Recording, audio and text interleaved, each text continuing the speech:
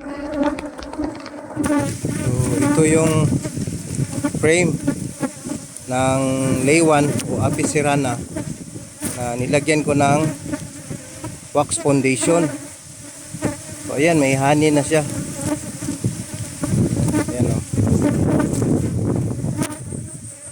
Kabila, tingnan natin.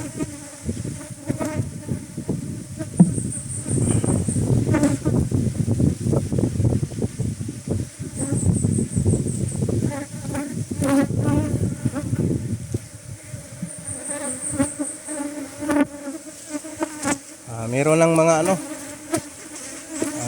kahit papano. Ayan. Ayan. Kabila lang ang medyo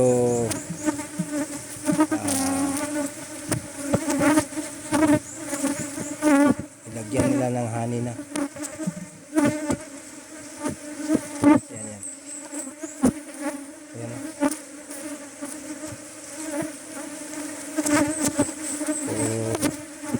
So, pwede rin pala na maglagay tayo ng wax foundation sa frame ng ating Apis cerana. Sige po, salamat po sa panonood.